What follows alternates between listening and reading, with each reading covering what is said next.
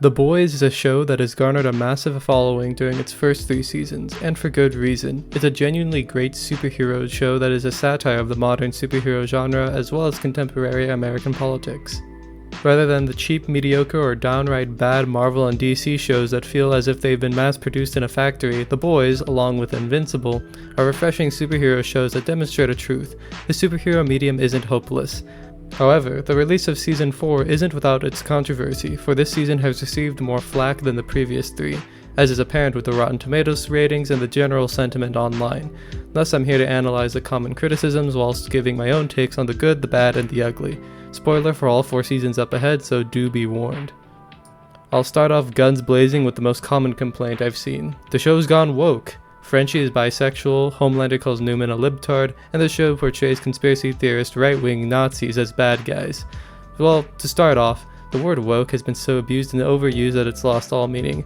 Anything that is remotely left-wing or has some semblance of representation is considered woke, therefore bad. The thing is, calling something woke isn't criticism, it's just an observation. Now, semantics out of the way, the main criticism I've seen is around the decision to give Frenchie a boyfriend, Colin. In my opinion, the issue isn't the fact that Frenchie is bi, as this has been established earlier in the show. Rather, the issue I have is that the relationship feels contrived. The character of Colin is barely introduced to us in this season, but it feels like there was a lot of off-screen development between these two characters. It's a missed opportunity that the writers could have capitalized on, as I think introducing them as strangers, developing them as lovers, and then breaking them apart as enemies across both seasons 4 and 5 would have been a far more convincing arc than showing us Frenchie and Colin in the midst of their relationship right at the get-go at the beginning of the season, then breaking them up suddenly in the middle.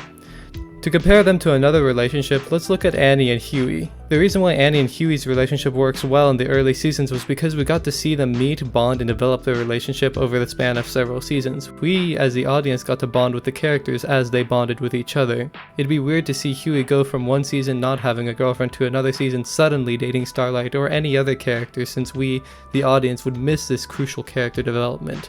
Overall, I can understand the sentiment that their relationship was rushed, that being Frenchie and Colin's, but obsessing over the gay aspect of the relationship is pretty weird.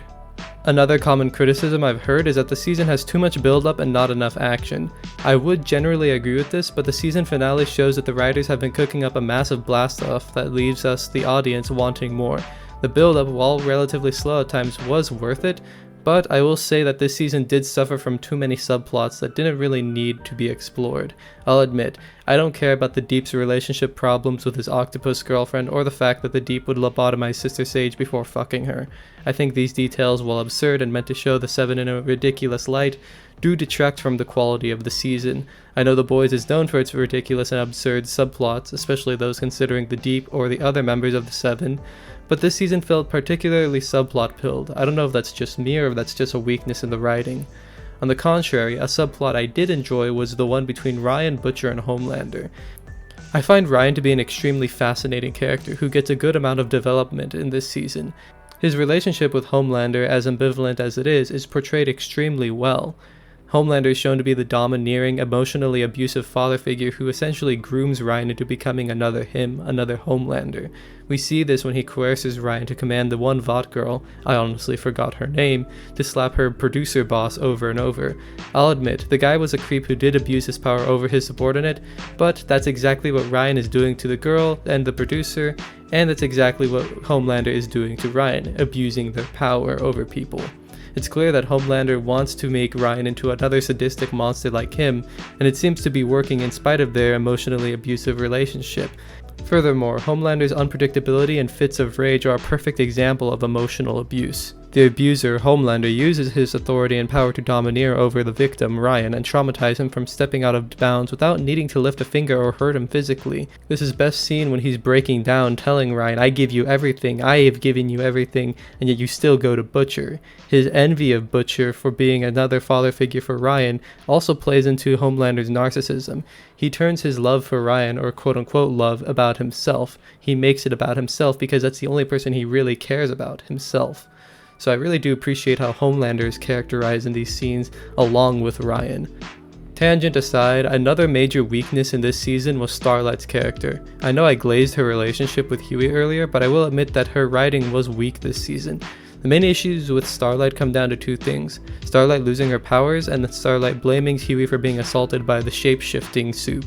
Her powers are discarded due to a contrived identity crisis, which could have been interesting if it actually led anywhere. If Starlight actually figured out who she was and was able to use her powers in a critical moment, which I guess it does happen, but it's not like her identity crisis is really resolved. It's just that she lost her powers because, well, the writers wanted her to lose her powers. Then she gains them back when it's convenient. It doesn't feel well written. The only glimpse we really get at her own identity crisis is when the shifter, or the shape-shifting soup, challenges her holier-than-thou attitude while she's kidnapped, which was an interesting scene and was pretty well written, but we don't see it really evolve from there. Speaking of the shifter, the fact that Starlight blamed Huey for being sexually assaulted over and over again and taking it personally, I think is flat out gross. I can understand her feeling hurt, but to take it out on Huey is completely unfair because he was violated. He was raped by someone under the guise that this person was his partner, his girlfriend, whom he loved and trusted very much. So with that in mind, it's ridiculous for Huey to be framed as the bad guy when he was just as much of a victim as Starlight, who was kidnapped and had her identity stolen to assassinate the president and marry and sleep with her boyfriend. So I do think that was another misstep in her writing. Now, onto a major part of this season that I think a lot of people really enjoyed, A-Train. Everybody loves A-Train now, and for good reason. The reason why we love A-Train is because we see him hit rock bottom. He's nearly sexually assaulted by proxy by Homelander the Deep, he's reluctant to go with Homelander and Sister Sage's plans of murdering civilians, and he's abandoned by his family. He really has nowhere else to turn in this season other than to come to the light and become a genuine hero, as his last resort to, in his own words, no longer hate himself. We see the resistance, we see the struggles that A-Train has gone through in every season, and we've even seen tidbits of his redemption before, such as him killing Blue Hawk for his outburst. With all of this in mind, it's a cathartic release to finally see A-Train redeem himself, to see this almost irredeemable monster from Season 1 become a genuine hero who saves his first real person, who actually joins the boys and becomes a part of the resistance against Homelander and the Seven. On to the season finale. I think that the season finale was nothing short of amazing. It's action-packed, it's dramatic, it's intense, it's well written, there are high stakes, and it leaves us on a cliffhanger that gives the audience a sense of genuine dread for the future of our characters. How will Huey, Frenchie, Kamiko, and MM break free from Vought and the US government's Gestapo-style arrests? How will Butcher go about killing Homelander? How will this battle ensue? Who will Ryan choose in the end between Homelander and Butcher? What are the implications of the United States becoming a totalitarian, souped-up police state? All of these questions are going to be left unresolved for at least another year or two, which sucks, but at least this builds hype for the next season. And I think this season ended off on a really great note. Overall, Season 4 of The Boys has its ups and downs, from the multitude of subplots that can sometimes detract from the overarching story, to the character writing that's hit and miss. It's no wonder this season was controversial. However, I still think it's a strong season that builds up immensely for the show's finale. Thank you for watching and see you later.